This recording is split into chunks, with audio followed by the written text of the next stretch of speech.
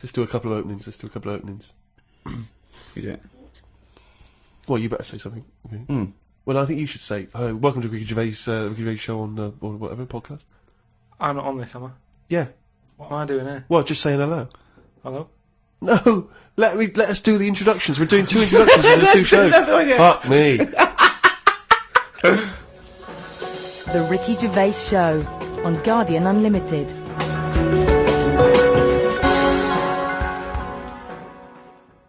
Right, welcome again to the Ricky Gervais Show on this Guardian podcast with me, Ricky Gervais, Steve Merchant, and Hello of course, hello there. Thanks. And of course, our producer Carl Pilkington. Right. Carl, can I ask you a question? Go on. I know this is what a lot of the fans are already wondering. Is there going to be some monkey news today? There's got to be. Of course there is. Yeah? Yeah. That's All right. the question. Well, I'm worried because maybe this will steal your thunder. But Sarah Greer has emailed this in, once again, emailed to podcast@rickygervais.com. Chimp mauling under investigation. I know you're concerned, because this actually fuses 2 of our greatest features, Monkey News and Knob News, into one seamless whole. Oh. Investigators said they are trying to figure out how 2 chimpanzees that viciously attacked a visitor at an animal sanctuary escaped from their cage. This is the grim bit. The chimps chewed off a man's nose and severely mauled his genitals and limbs. Why did they go for his genitals? Both of them did as well. Eh? Both of them. Did you say 2 chimps? No, you're right, yeah, it was chimpanzees too. Yeah, I don't know if see, both which of them one went, did it? they just saw that they're dangling away and they You just go went, for the nose? Yeah. I go for his bollocks. And Now, then what accent have they got there? I those don't chimps? know. Were they kind of New York gangster chimps? They're like soprano chimps.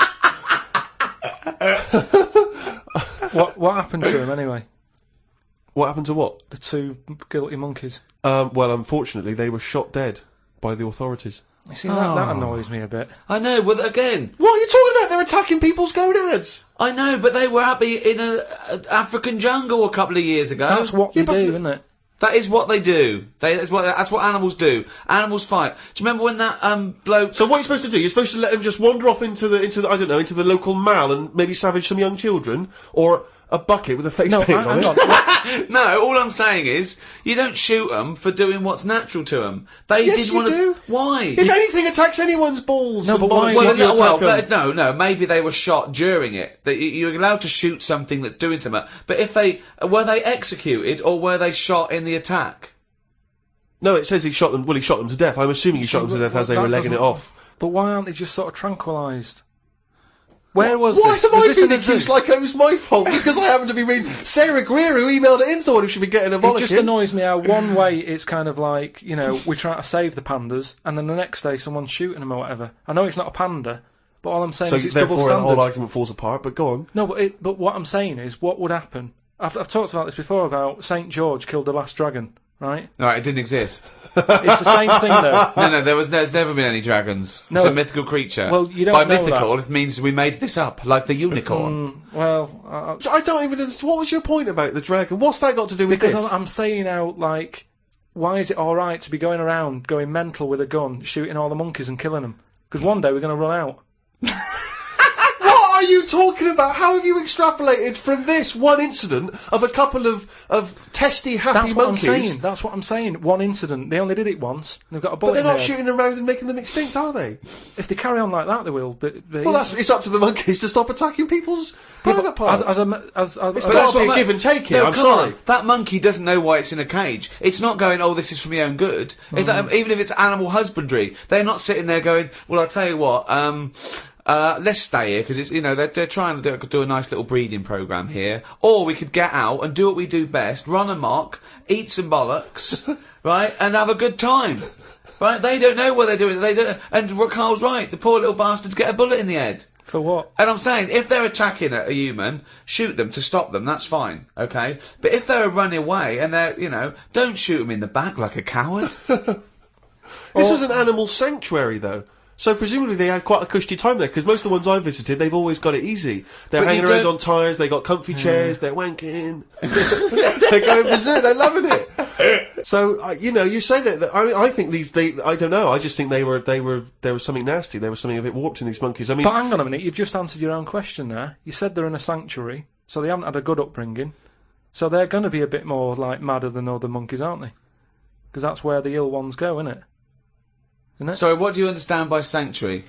Well, I've been to one for seals. It's not like a borstal. Yeah, exactly. He thinks it's a borstal. It's like scum. Like they did some bad stuff in the jungle, and they had a little monkey court, and they went, send him to borstal. So, well, what is it then? No, it's a monkey sanctuary where it like a haven. Well, it's not a haven, is it? It's got a bullet in the head. The Ricky Gervais Show on Guardian Unlimited. Talking of eating knobs, Yeah. Gilly Goulden. Now What's she been up to? Well, you saw her in I'm a Celebrity, Get Me Out of Here. I haven't been watching it. She popped a little kangaroo knob in the mouth, chewed it up. What, she just found it? Did she line around? No, it was one of the things that she had to Oh, it eat. was one of the challenges. Carol Thatcher, you know, a daughter of one of our leaders. Sure. She popped a couple of bollocks in the mouth, Oh. chewed them up, swallowed them. Oh. And Gilly Goulden, there was a kangaroo penis there, dried. She couldn't even get. It was so tough, she couldn't even get through it. And then she, eventually, she eats What was it, it. like a pepperoni? Yeah, and she. What do you think of that, Carl? What, eating that sort of stuff? Yeah, I watch it. I like those little trial bits, right? yeah. But what I don't think people realise is, right, it is hard eating a little kangaroo knob. Right? Really? How do you know? No, it's just, you know, you think about it and you go, oh, I couldn't do that, right? But what they never mention on the TV programme, which I think takes it to the next level, right, they're eating that at like 7:30 in the morning. Sure. Right. Which for is breakfast. worse, innit? Yeah. Do you know what I mean? If I was there and Ant and Dec said, right, Carl, eat the knob, I'd go, hang on a minute, give us a few hours, let me get some rice and that on my belly, and just sort of fill me up a little bit more. I'll pop back at about 6:30 this evening, Right. have it ready. And I'd be happier then. It's just that thing of, you know, You you've don't been- want to eat. You don't eat animal genitals on an empty stomach. So what are you saying? You could I'm saying like I could eat a knob at night, but just cut that there. We'll loop that. If any DJs are listening, just take that quote. I could eat a knob at night by Carl Pilkington. Maybe do a dance remix. Yeah, Just I think maybe you're sort of a house producer and you could maybe get some kind of high energy beat going, and then we could just send that out to some of the gay clubs. I'm sure Yeah. it'd be really popular. Please, anyone send us, you know, that looped with a nice little, you know, funky house beat. Carl Pilkington saying I could eat a knob at night. no, but That's do go you on. know what I mean though? By that. Not really. Well, okay then, right. Okay. Now, I couldn't do it. I could not do it. I couldn't pop a kangaroo testicle in my mouth and chew it. It was disgusting to watch. She was eating witchetty grubs. I mean, good on them because they were doing it. But then again, I think, well, they wanted to go in there. They knew they were up for it. So on the one hand, I think, is that admirable and is that showing sort of like good British metal, or is it, you know, I'll do anything to get on telly for a week? I don't know. You know what I mean? I don't. Where does it stop? You know, I thought Rebecca Lewis went too far when she gave the little pig a tug, but at least she knew where to stop. Yeah. She didn't, you know. well, I think Jenny it's Gould- obvious when you have to stop. yeah, but you The know, pig tells you that. to you know, to pop the Also, again, where's the kangaroo hopping around without a cock? I'll tell you, here's another question, right? Bit of a spin-off with animals and that. Have you ever, right, Steve, killed a fly? Probably, yes. Right? Well, I was watching David Attenborough, right? He makes his money out of flies and that, doesn't he? Do you think he's ever killed one, or does he go, well, I can't kill that fly or that spider, because that's how I make my money? I don't know what the question is. I don't know what this question is. Like my mum, right, she said, if a fly is knocking about the house, she never kills it, she always catches it and puts it out and that, and she said she'd never kill Who is one. she, Mr. Miyagi? What do you mean she catches it? How does she catch With a pair it? of chopsticks. No, she...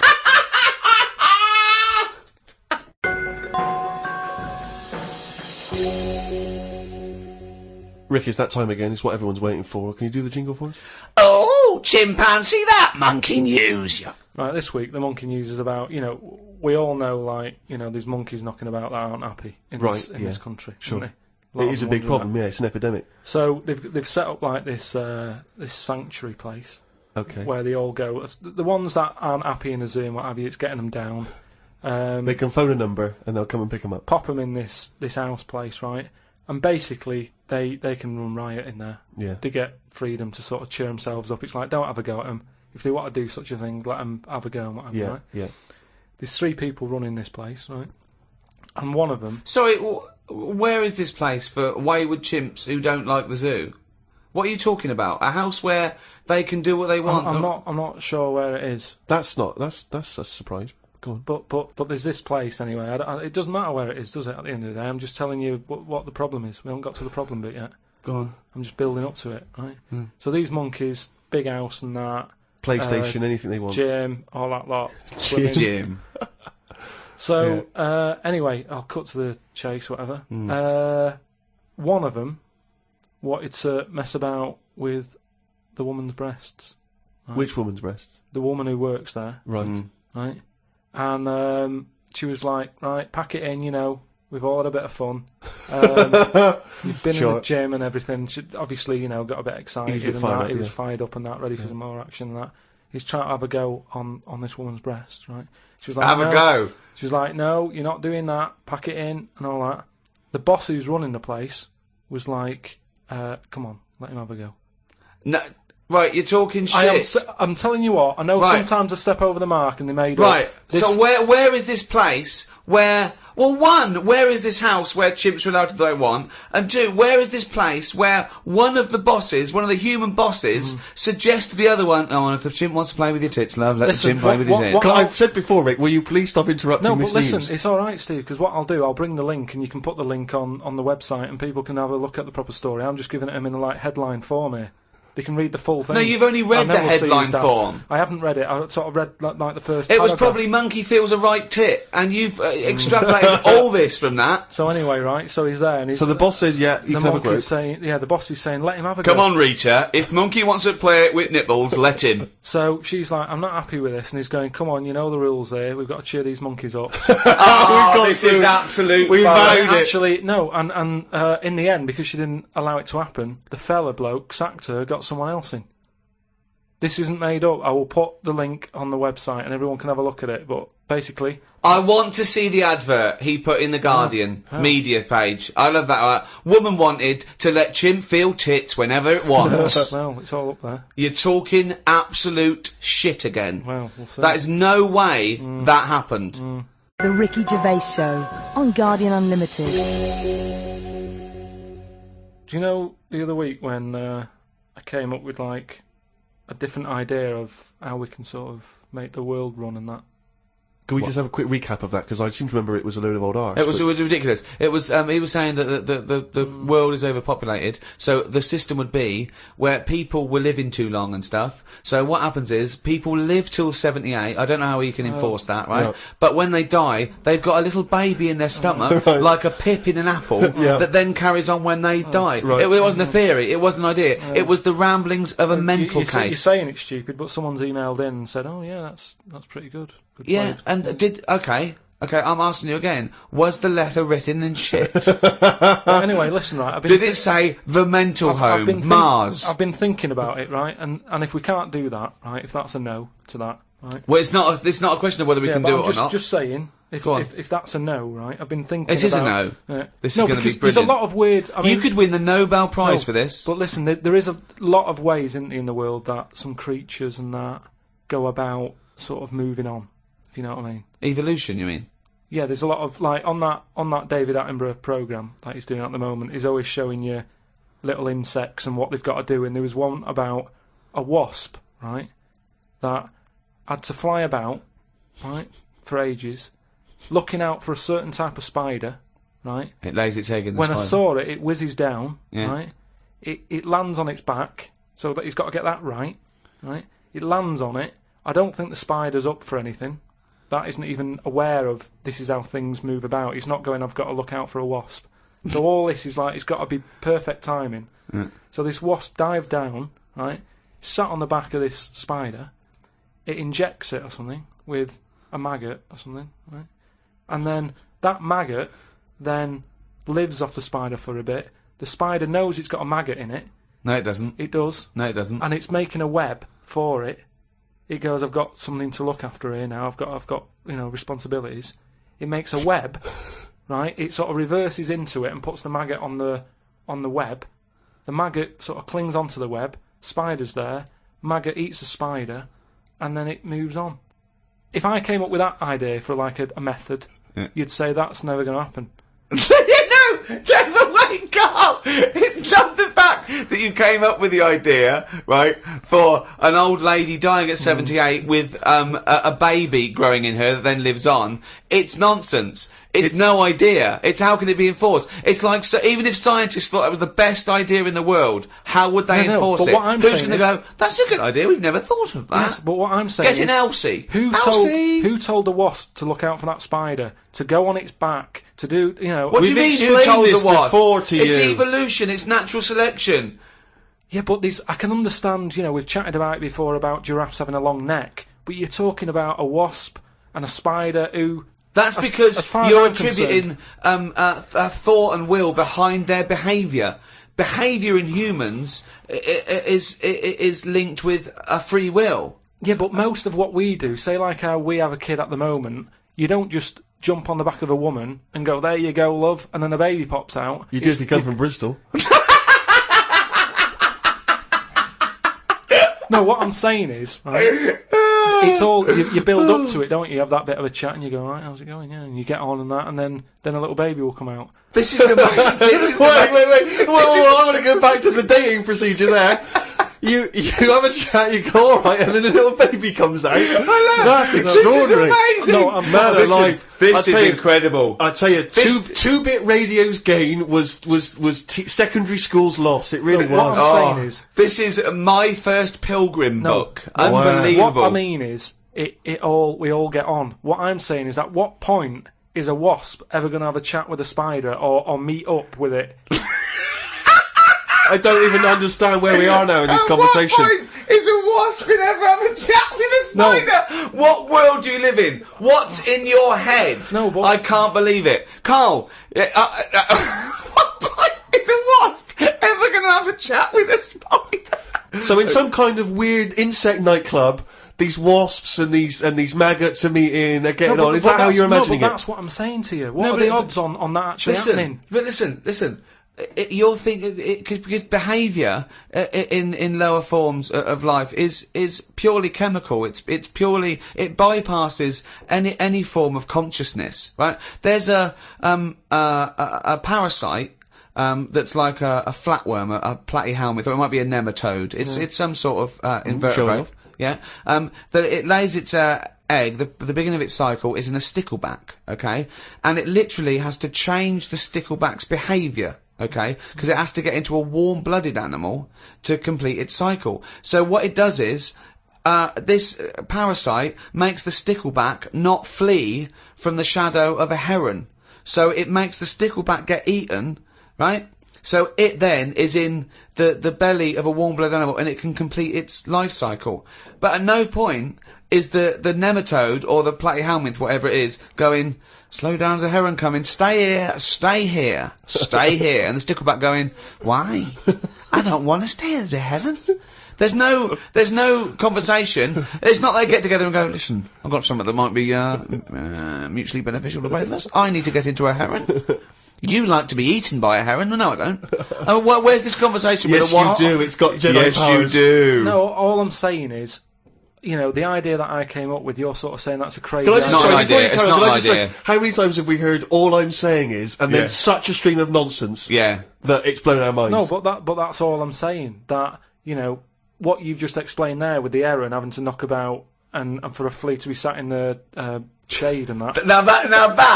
Now see that is incredible. That translation of what I said is that sums it up for me. Yeah. He sees a headline, he reads a book, it then goes through this weird filtering system with, I imagine the music in his head is boop, beep, boom, ba, discordant piano. I think the noise in Carl's head is like a fax machine, if you've ever got that at full volume. I think it's like a Czechoslovakian cartoon from 1963. Yeah. You know what I mean? Like, noises like, woks being hit. Yeah. And, Right, pianos anyway. just being hit by elbow. He's the only person you can give him a body of information, and he strips away the facts. But the way he said that, I talked about, clearly talked about some sort of parasite in a stickleback that makes its behaviour change so it doesn't flee the heron's shadow. He said, so there's an heron with a flea who doesn't like the shade. How did it come out? I mean, It doesn't matter, forget that, right? But What's anyway, your theory? What's your theory? What I'm saying is I've come up with something else that I want to run by you then. Go on right? then. So you've sort of boo-booed the idea. Boo-booed. We've boo-booed it. We have boo-booed it. He shows a completely different bear. It was originally Poo-Poo the bear, but now it's Boo-Boo the bear.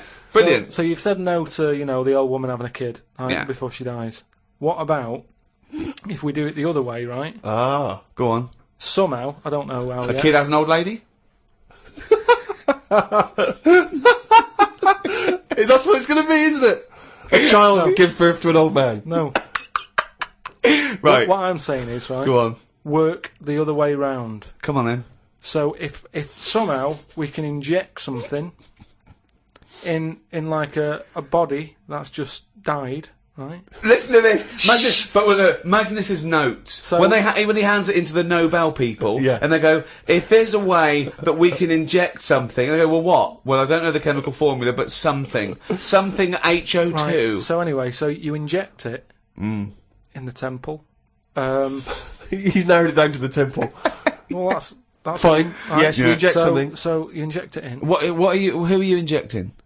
This old woman who's she's been ill and that she died. So she's dead. So Yeah, we're but bringing old people back to life. Okay, fine. That's step one. We just got to sort that out first. But fine, we'll crack that. Go on next. So we've brought people back from the dead. Fine. Yeah, And but next. this is a way of controlling population. Remember, they can't be having it away and having kids. This is just the way we're going to Okay, work so from now. there's an old lady. So we start now. We start now as the world is now. So what happens? Right. So you get like an old woman. Who's dead? Yeah. Yep. Injector and that. Injector. And then what happens is she sort of wakes up. Amazing. Right. And she works the other way. So like she might be 77, Yep.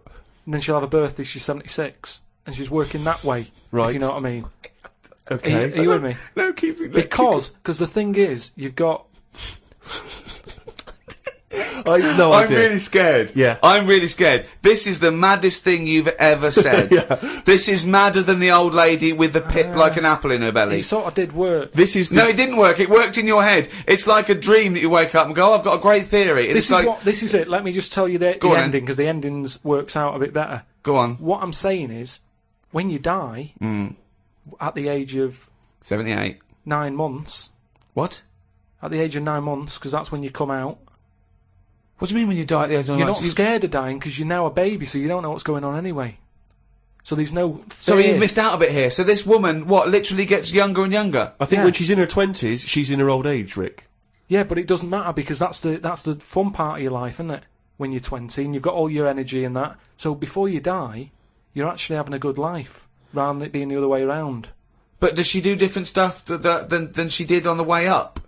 Because she's already lived 78 years, hasn't she? Don't forget. She was a baby once, and she grew to 78 years. Then someone stuck a needle in her head and said, right, back you go. No, but forget all that bit. Forget all that bit. How do you forget that bit? What I'm saying So is... she died and she doesn't remember all her, this is a new life, is it? Let me just leave you with this. Right, you're talking shit. Explain yourself. What I'm saying is, old people are scared of dying. When they're 77, they're going, oh, what's going to happen to me? Little injection in the head. When it's a baby, when it's like 1, and everybody around it's going, yeah, it's going to die soon and that. Baby hasn't got a clue, it's happy. It's playing about with its rattle or whatever. So it loses all its memories. That's it. And then what happens? So when does it die? When it gets to 0? When it's 0 days old, it goes Yeah, through. it just dies. People know it's almost like a countdown. So the family's aware of it. But aren't the family getting younger as well? What's happened to the family? Forget it then. We'll leave it as it is. No, leave it as it is, shall we? Shall we? Can we all agree on that, guys? Now, should we agree to leave it as it is? Is that all right? Because I don't want to hear any more from the diaries of Charles Manson. No, it's. I mean, you're a fucking maniac. If you're a maniac and you'd like to get in touch, then please email us at podcast@rickygervais.com.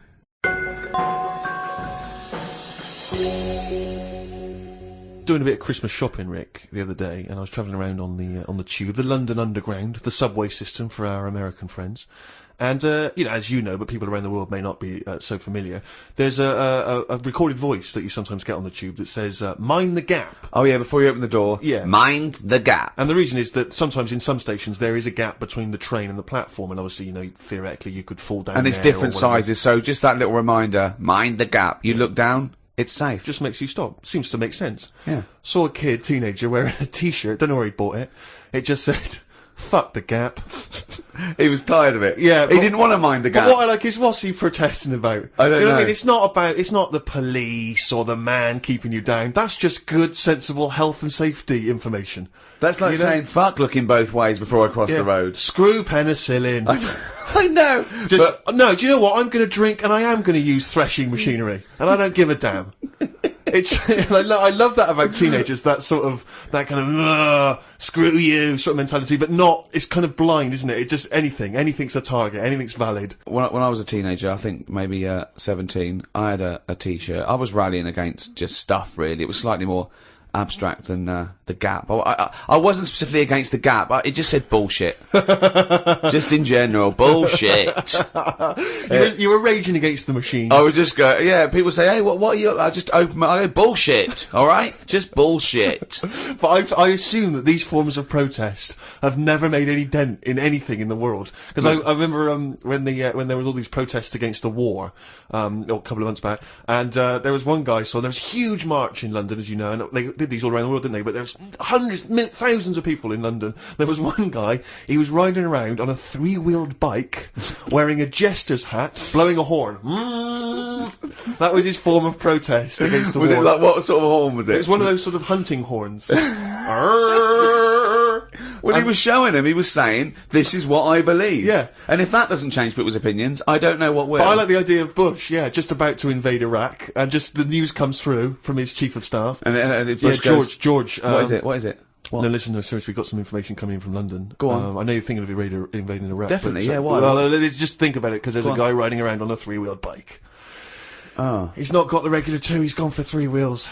So... Okay, well listen, what's he wearing? I don't want to tell you what he's wearing, he's just... What's he wearing on his head? He's just wearing, he's wearing a jester's hat.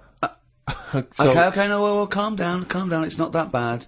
It's not gonna change my opinion about... He's blowing a horn. Okay, get the troops out. Get the troops out now.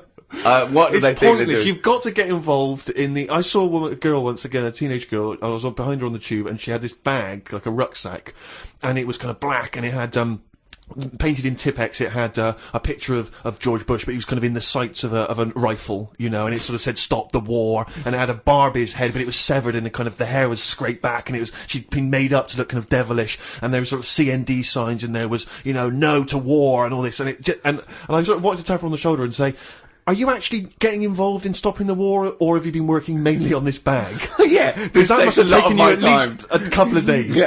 Where you could have been writing emails, you could have been getting a petition going.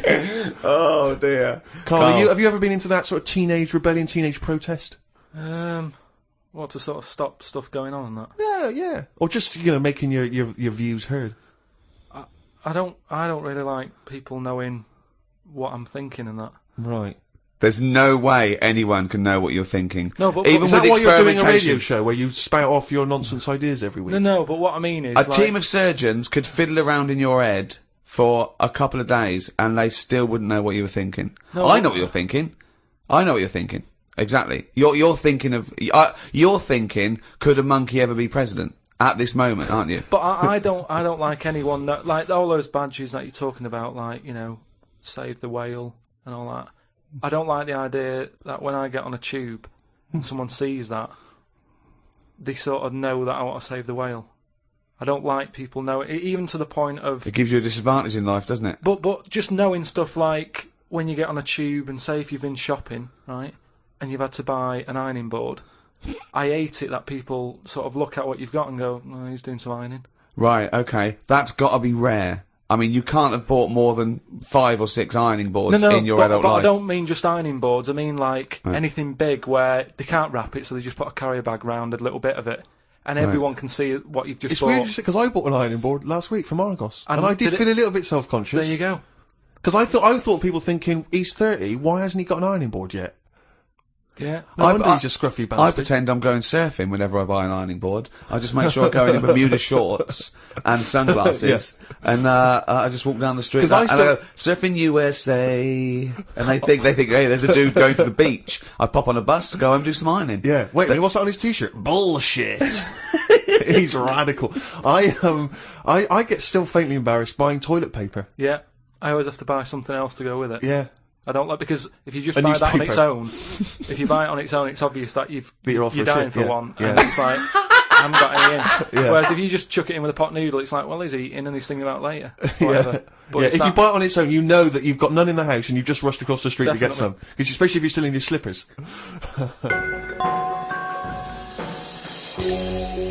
Well, that's about it for another podcast, and a new one in a week's time after Christmas. So, Merry Christmas, everyone. Have an absolutely blinding Christmas. Or a lovely whatever festival you celebrate in your part of the world, from Ricky Gervais, Stephen Merchant and Carl Pilkington. If you want to send us anything, as ever, the email address is podcast@rickygervais.com. You can email just your thoughts on the show, if you've got some monkey news for Carl, or anything you think might intrigue Carl, or indeed maybe just some Christmas wishes. Then that's the email address, podcast@rickygervais.com. I would like to wish a particularly Merry Christmas to those guys at Positive Internet for all their genius input and good work hosting this podcast.